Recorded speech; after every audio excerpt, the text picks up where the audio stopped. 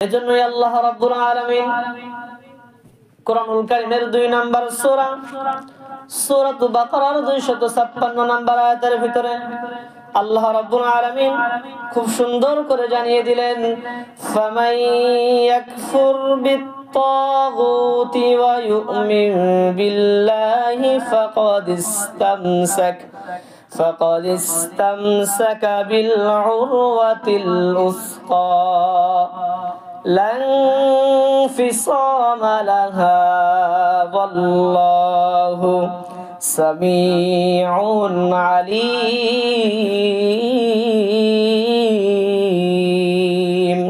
জোরে বলুন না আল্লাহু আকবার।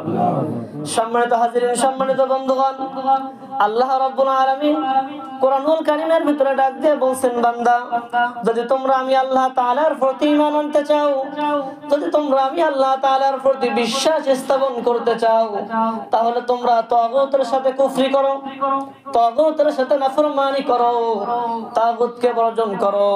সম্মানিত হাজিরিন, সম্মানিত দিনী ভাইয়েরা, আল্লাহ তাআলা বলছেন, আপনি আমি যদি আল্লাহ তাআলার প্রতি ঈমান আনতে চাই, আপনি আমি যদি আল্লাহ তাআলার প্রতি বিশ্বাস স্থাপন করতে চাই, তাহলে আমাদেরকে তাগুতের সাথে কুফরি করতে হবে, তাগুতের সাথে নাফরমানি করতে হবে, তাগুতকে বর্জন করতে হবে। আর আপনি আমি যদি তাগুতের সাথে সম্পর্ক করি, তাগুতের সাথে সম্পর্ক রেখে আল্লাহ তাআলার প্রতি 1000 বার ঈমান আনি, ও আল্লাহ তাআলা বলছেন ওই ঈমানের 1 পয়সাও গ্রহণযোগ্যতা আমি আল্লাহ তাআলার কাছে হবে না।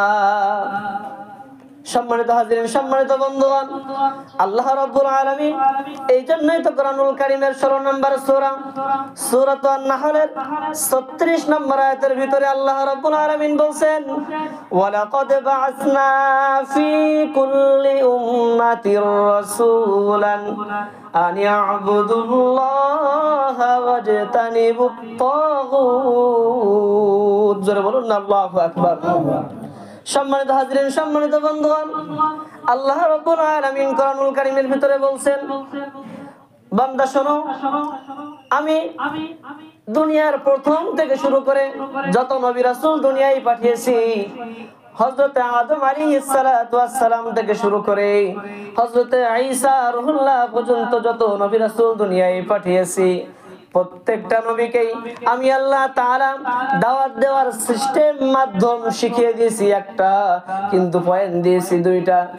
সম্মানিত হাজিরিন, সম্মানিত বন্ধুগণ, আল্লাহ রাব্বুল আলামিন বলেন, আমি প্রত্যেকটা নবীকে দাওয়াত দেওয়ার সিস্টেম মাধ্যম শিখিয়ে দিয়েছি একটা, কিন্তু পয়েন্ট দিয়েছি 2টা। আল্লাহ রাব্বুল আলামিন বলেন, আনি আবুদুল্লাহ।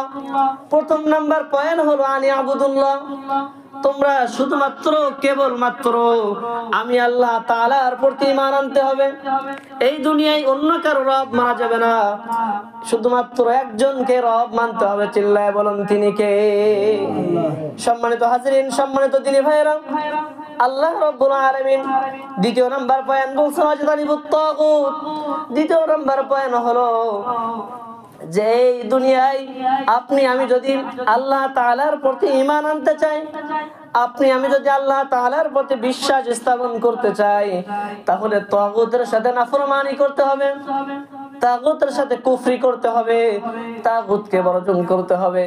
কারণ আপনি আমি যদি তাগুতের সাথে কুফরি করে যদি আল্লাহ তাআলার কাছে ঈমান আনি, আল্লাহ তাআলার প্রতি যদি ঈমান আনি, এই ঈমানের গ্রহণ